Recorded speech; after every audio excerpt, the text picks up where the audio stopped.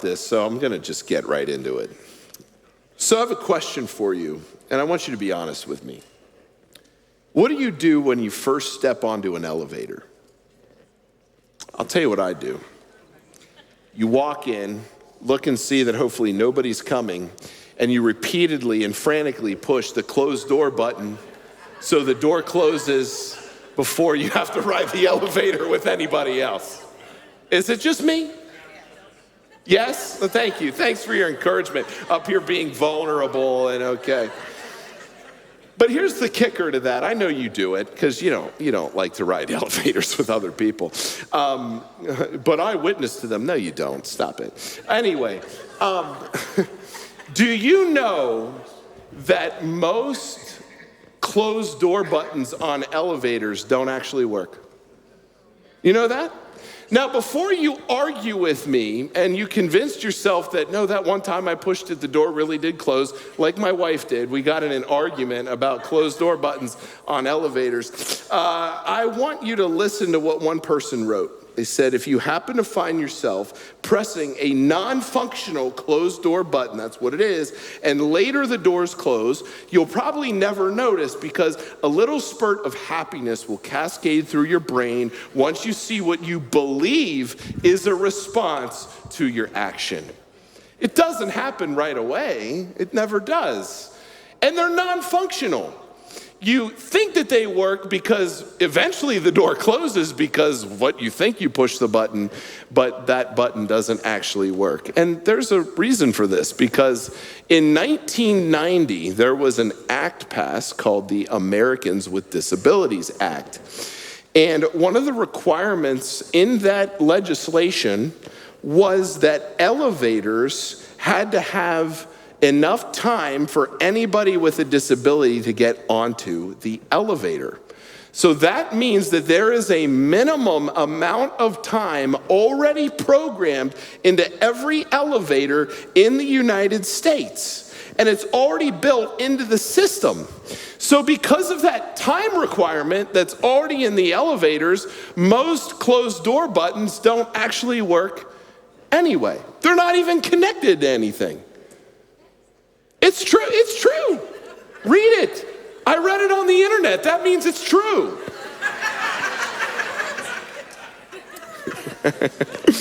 The button lights up, it clicks, it feels official, but it doesn't do anything.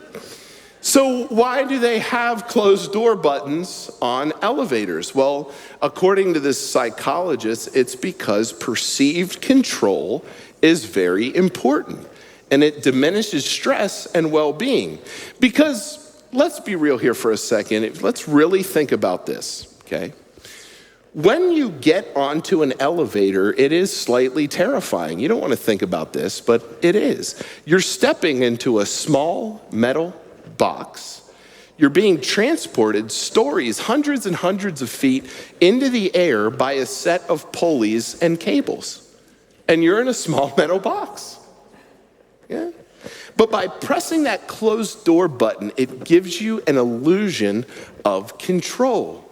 Because if you can believe that you determine when the doors on the elevators close, then it starts to feel like you're in control for the whole ride.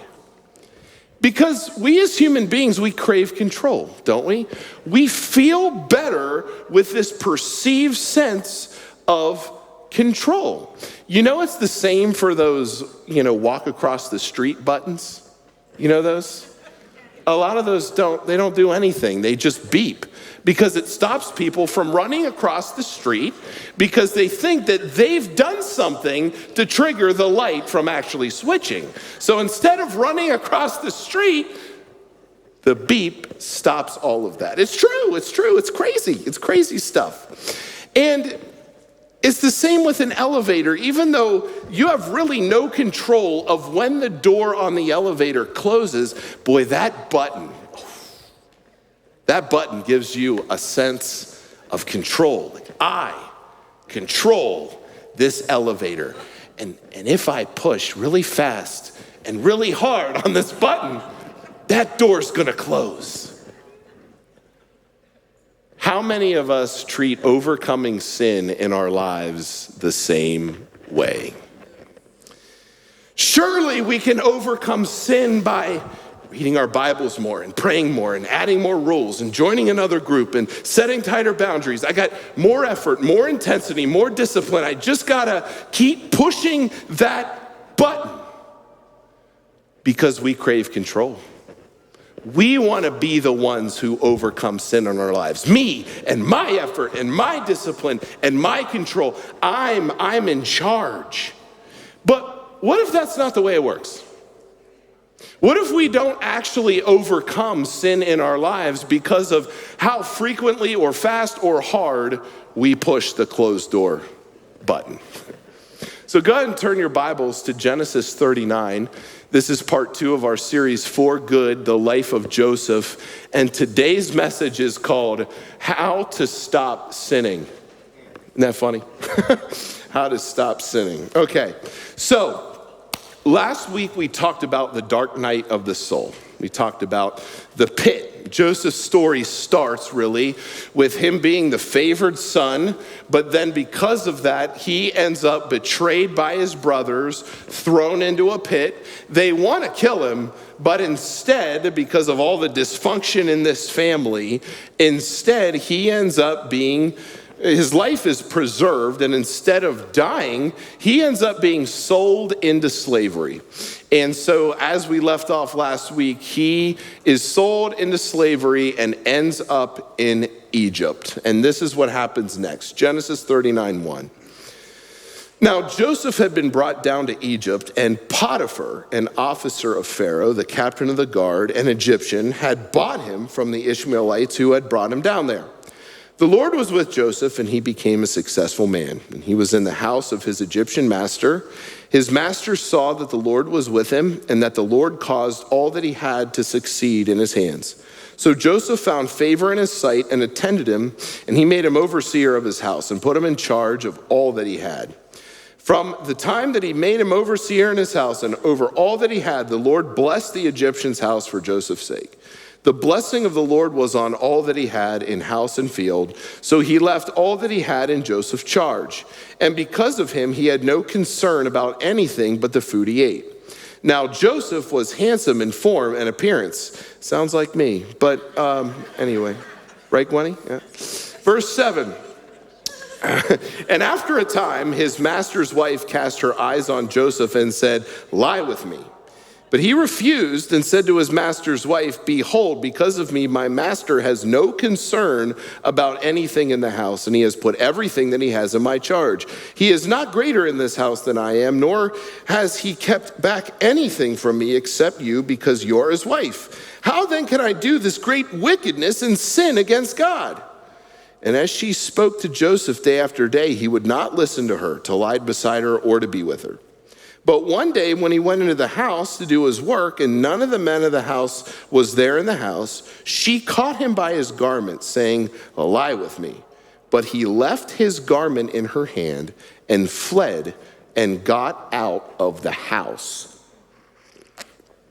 Now, we're primarily going to focus on this part of the story, but I just want to give you the rest of the context of what happens next. So after Joseph flees, Potiphar's wife calls all the members of the household together and claims that Joseph tried to take advantage of her, using the piece of his garment that she ripped off as evidence. Look what he did. And then when her husband comes home, she tells him the same thing. And it says that he was angry at hearing this. Well, side note, if you really look at the context, Potiphar's anger was not directed at Joseph specifically. Said he was just angry at the situation as a whole. And Potiphar's actions actually indicate that he doubts his wife's accusation. Because back then, an attempted rape of the master's wife by a slave would have almost automatically resulted in death. Automatically. But instead, Potiphar's punishment for Joseph is imprisonment with the king's prisoners, which contextually, if you look into that, was a relatively mild sentence, all things considered. The accusation of what Joseph did, he just gets thrown in the king's prison. This was a mild accusation and a mild sentence, which kind of shows that Potiphar wasn't quite buying the whole thing. But nevertheless, Joseph ends up in prison.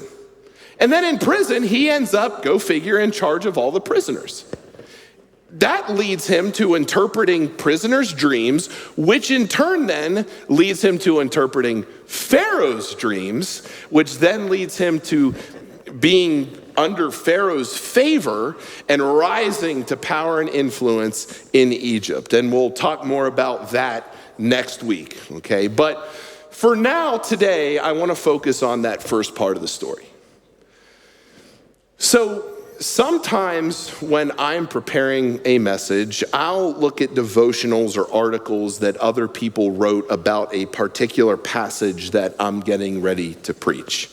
And this is a fairly popular story. You know, even if you're not, didn't really grow up in church, you probably maybe have heard of this whole saga with Potiphar and Potiphar's wife. So in a story like this, it's always really interesting to see what other people take away as the main takeaway of the story. Like, what should we learn from this story? And by far, when you look at articles or devotions about this, by far the main takeaway most people pull from this story is be like Joseph. Especially us men. Be like Joseph. And here's why. Let's look at verse 7 and 9 again. After a time, his master's wife cast her eyes on Joseph and said, "Lie with me." Verse 8, but he refused. Said to his master's wife, "Behold, because of me, my master has no concern about anything in the house, and he has put everything that he has in my charge. He's not greater in this house than I am, nor has he kept anything back from me except you, because you're his wife." And then look what Joseph says later. "How then can I do this great wickedness and sin against God?" So most things out there take this and tell us, here it is. You just got to be like Joseph. Everybody be like Joseph. I mean, this guy had remarkable faithfulness, remarkable resistance, remarkable willpower and resolve not to succumb to temptation and sin. He stands firm, refuses to give in. So if you too just buckle down and have more resolve and more effort and more discipline, you can overcome temptation and sin in your life too. And then here are the 5 steps to follow, which usually all start with the same letter, about how you too can overcome sin and avoid sin, overcome temptation, just like Joseph did. So come on, everybody. Now when we walk out that door, we're going to all be like Joseph. Stand strong, try harder, resist better. It's all about more effort, more intensity, more. And it all sounds helpful, practical, inspirational. But I got a question for you. How's that really working out for you? How's it working out for you? Sounds good. How's it working? Is your effort really working? Guys, I could go really far right now, and I won't. How's that working for you? Really? How's it working for you? See, as Christians, we've been given a gift. We know, because we know Jesus, we know that sin is destructive. It's a gift to know that. A lot of people don't know that. They don't know that sin is destructive, and it is. And you see that in your life with people who don't know Jesus. They're sinning and it's destroying their lives. We at least have the gift to know that sin is destructive. And we have the gift of the Word of God, which defines sin, helps us avoid destruction and consequences that will inevitably come from sin. Robert Capon, who speaks eloquently about God's grace, he says this: the reason for not going out and sinning all you like is the same as the reason for not going out and putting your nose in a slicing machine. It's dumb, stupid, and no fun. That's the bottom line. Everyone that comes, they hear me, oh, grace, grace, grace, come out. So does that mean I can just go out and sin? Well, it does, but why would you want to do that? It's dumb, it's stupid, and it's no fun. And anybody who's sinned can tell you that. Dumb. Sin is something that's wise to avoid. It's not good to sin, but here's the problem. We tend to think that we can avoid sin, overcome temptation by just pushing that closed door button faster and harder by our effort and our rules and our guideline, our. Be like Joseph. I just got to stand stronger and be more resolved and be more disciplined, and I just got to keep pushing that button. The button doesn't work. I want to go back and I want to show you some important verses from Genesis 39. I want to show you what is actually really happening here. And in these verses, you're going to see exactly how Joseph was able to overcome temptation and avoid sin. Look at verse 2. The Lord was with Joseph, and he became a successful man. He was in the house of the Egyptian master. His master saw that the Lord was with him, and the Lord caused all that he did to succeed in his hands. Verse 5. From the time that he made him an overseer in his house and over all that he had, the Lord blessed the Egyptian's house for Jacob's sake. The blessing of the Lord was on all that he had. Later on in verse 21, it says again, but the Lord was with Joseph and showed him steadfast love and gave him favor in the sight of the keeper of the prison. Amen. All of these verses reek of God's grace. This is God's grace. Joseph overcame temptation not because of his extraordinary effort, resolve, or discipline. He overcame temptation and avoided sin because he was saturated in the grace of God. That's how he overcame it. It was God's grace. That pesky grace. It's always there.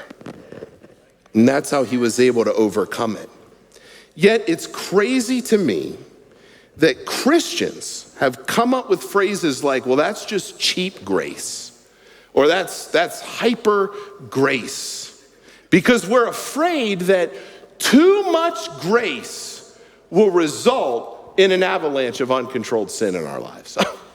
If we just keep talking about grace, people are just going to start sinning and it's going to be out of control. I mean, it's absurd when you think about it. Let's be careful of going too far in telling people that they're completely forgiven, loved, and accepted by God, or they may take that as a license to sin and just start sinning uncontrollably. That's my favorite. Too much grace gives a license to sin, gives permission for us to sin. I hate to break it out to everybody, but here's the bottom line. You don't need me or anybody else to give you a license or permission to sin. You're sinning just fine without it. You know it, and I know it. See, by communicating this, you gotta be like Joseph's message. We're saying that God's grace gets us in, but now it's our effort that keeps us in. That's what we're saying. We're saying that God's grace may have erased our past sins, But now it's up to us and our effort, resolve, and discipline to prevent future sins in our lives. So instead of pointing out, because I just showed you, instead of pointing out that it was actually God's grace alone that caused Joseph to overcome temptation and avoid sin, which it was, I just showed you, instead, we point to Joseph's effort and resolve and discipline as inspiration for us to emulate. Well, if we would just be as strong and resilient as Joseph, we too can overcome temptation and avoid sin. I mean, yet there's grace, but we need more. I mean, there's grace, and that's nice, but we need more. We need more effort and more discipline and more rules. Really? Look what Paul wrote in Colossians chapter 2. I love this passage.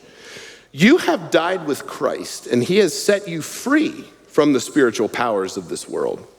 So why do you keep on following the rules of the world, such as don't handle, don't taste, don't touch? Such rules are mere human teachings about things that deteriorate as we use them. These rules, look at this. These rules may seem wise because they require strong devotion, pious self-denial, and severe bodily discipline, but they provide no help in conquering a person's evil desires. All of that talk and self-pious talk about how we're going to overcome sin, it doesn't actually help you overcome your sinful desires. I didn't write it, Paul did, and it's true. I've found it to be true in my life, and I know that you found it to be true in your life too. No matter how hard you try, what happens? It's a struggle. So all of that stuff may seem helpful because it requires strong devotion, and then you feel like you're in control. Look what I'm doing. Look what I'm doing. But all of that stuff is just as effective as pushing a closed door button on an elevator. Might make you feel good, might make you feel like you're in control, but it's actually doing a whole lot of nothing. That's the bottom line. The reason why we're always drawn into this, I've got to just try harder kind of stuff, is that it produces perceived visible results right away, right? It sounds good, it looks good. You can actually see some kind of results right away. I mean, you can very quickly alter outward behavior and modify actions and appear more disciplined because of what you're doing to avoid it. It makes you feel like you're in control. And I started thinking, maybe if I actually started preaching that way and kind of bailed on grace and gave you all kinds of rules and things to follow, maybe y'all would actually clean up your act for a little bit. There's a lot to clean up out there, I know.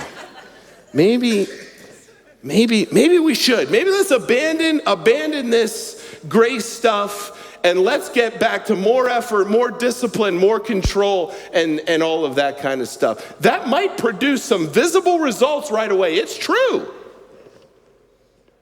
But all of that's only surface level. It's only surface level. That stuff cannot change your heart. It can't transform your life. Grace works differently than all of that stuff. See, grace goes deeper, and it takes time.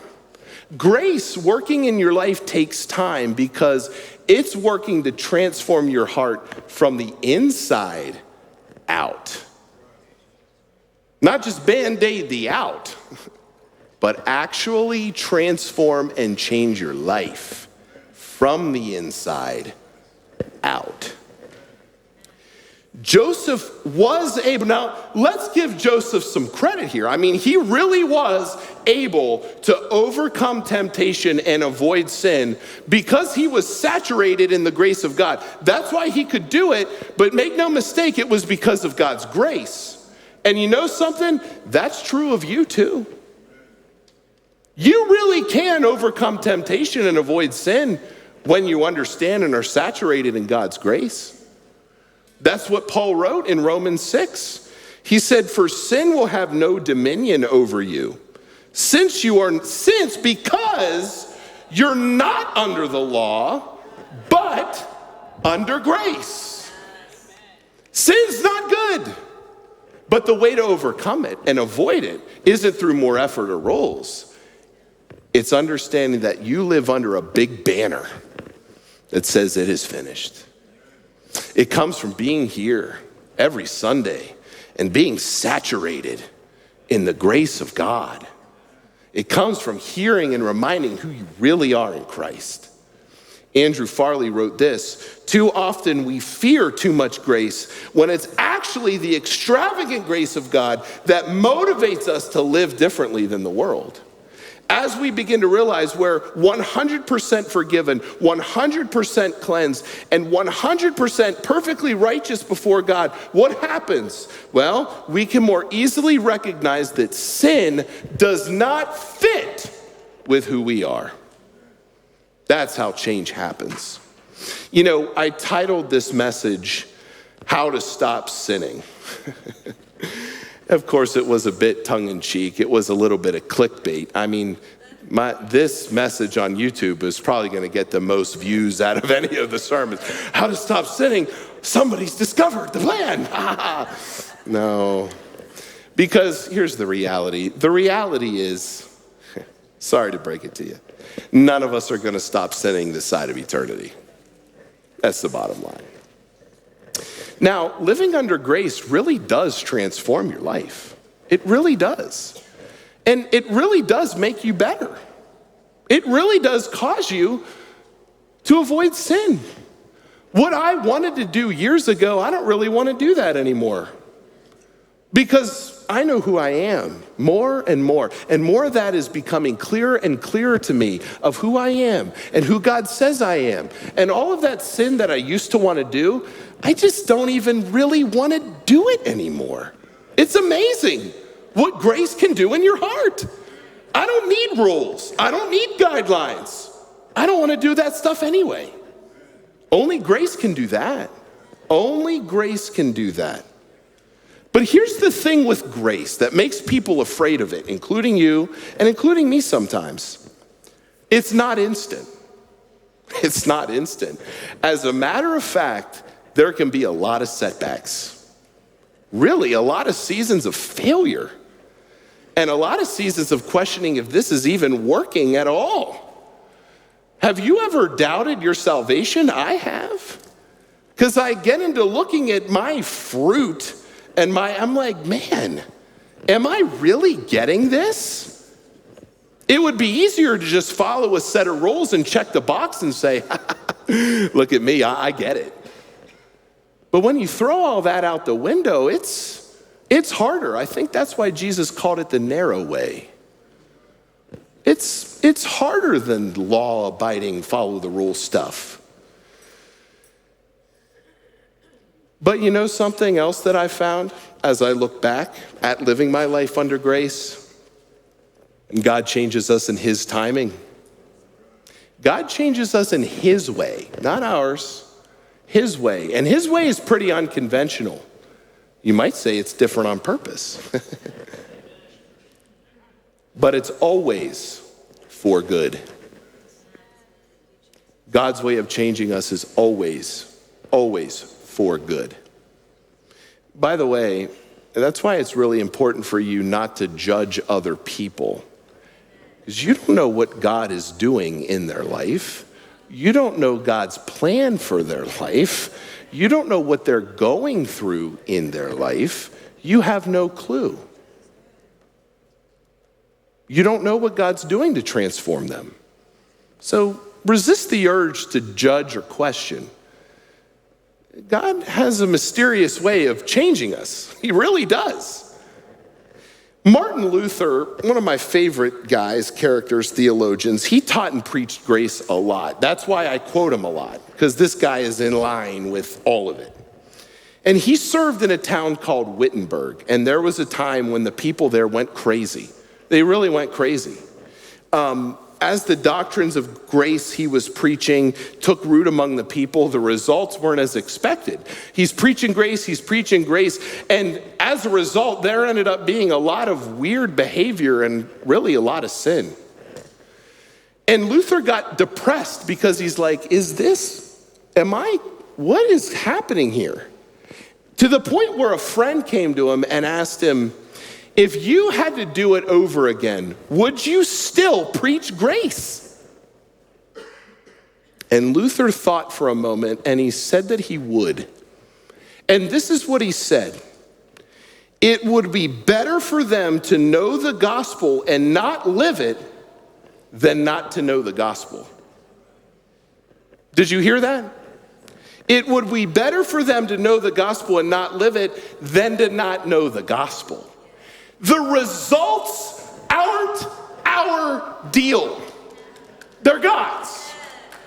Our deal is to preach the gospel, to show the gospel, to love people in their mess. That's our responsibility. God's job is the results. We can't alter the gospel because we want certain results. God's job is the results.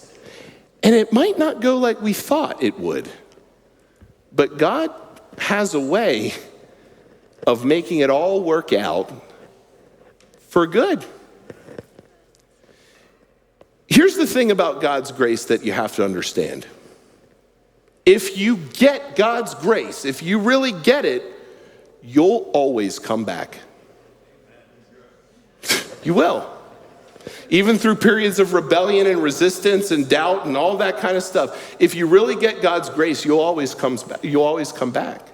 That's what Scripture says. You'll always come back. And when you do come back, you'll be better.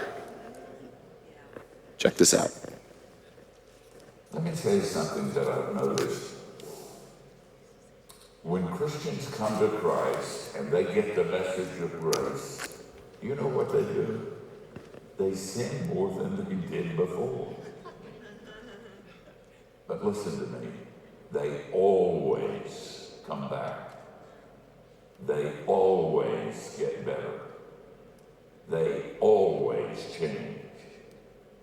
Those who are into the law and working hard at it, they slip into the darkness too, because nobody can do that. And they sometimes don't come back. Ever.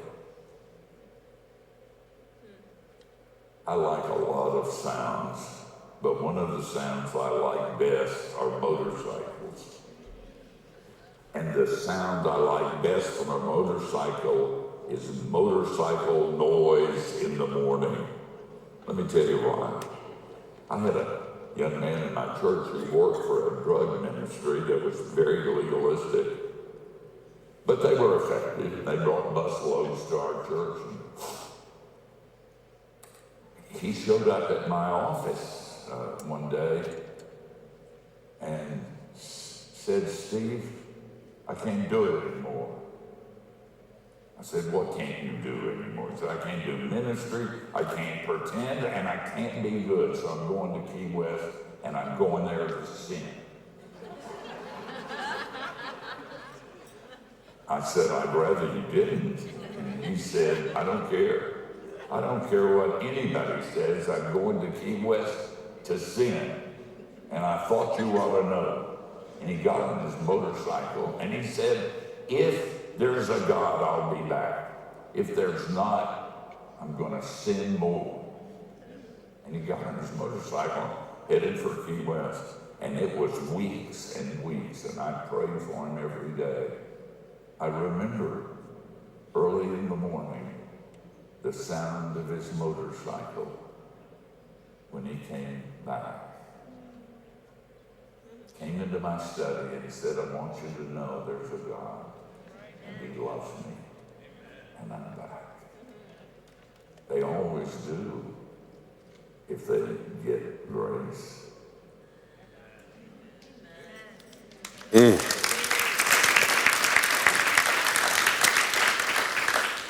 I teach my kids about what's right and what's wrong, and I teach them how to act and what I expect of them. I give them guidelines, I give them rules to follow so they won't hurt themselves. It's part of what makes me a good father. As their father, it's important things for me to do. But do you know what I've learned? More than any of that stuff, what makes me a really good father is showing my kids that they can come to me, not just when everything's good, it's easy, but even and especially when they screw it all up. There are going to be consequences for their sin they're not going to avoid. You can't avoid the consequences of your sin. That's why I'd rather have them not sin at all.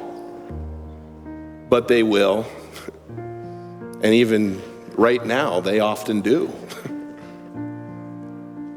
That's why the most important thing for me as a father isn't that they don't ever sin or don't mess up. The most important thing to me is that they know they can always come to me. Because nothing they could ever do could ever change the fact that they're my child and I love them. And when they know that, I know they'll always come back. And when they mess up, I get to teach them things that they probably wouldn't otherwise have learned.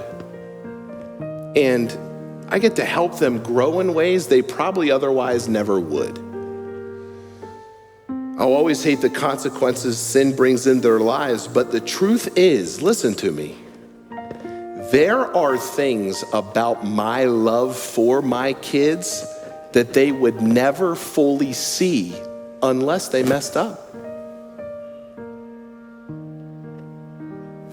Because in those moments, that's when I get to pull them close, give them a hug, wipe their tears, and remind them, no matter what happened, you're loved, and my arms will always be safe, always.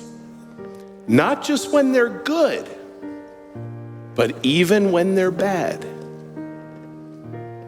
And honestly, in those moments, I almost feel like they love me more. And I'm not gonna lie, I really like that. You know something? God's the same way with us. It's true.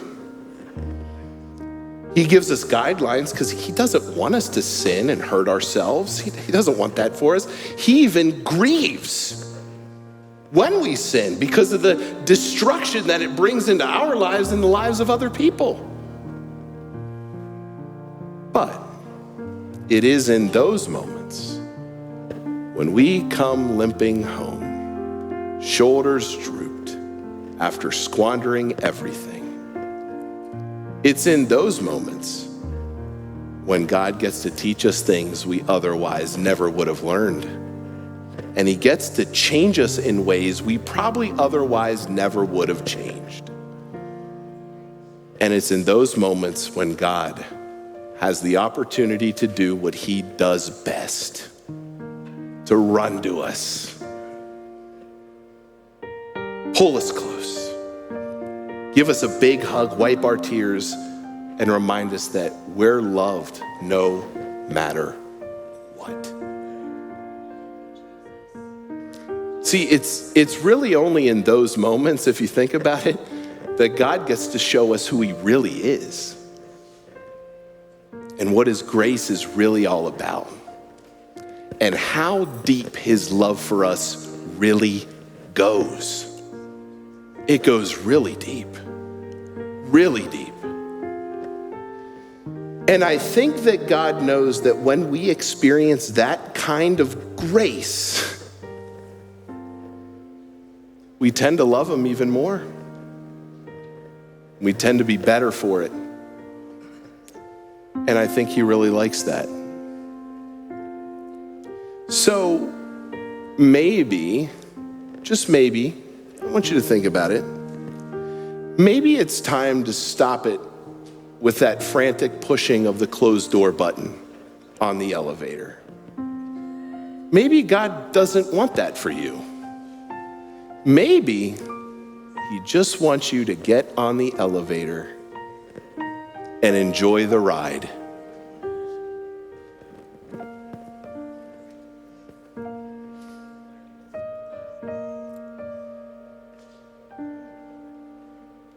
God's an unconventional God. And we like it to all be conventional, but it's just not. We serve a God who especially uses our biggest failures, our biggest screw-ups, and our biggest mess-ups to show us exactly who He is. And even in the midst of all of that stuff, we end up being better for it because we've been captivated and saturated in His grace.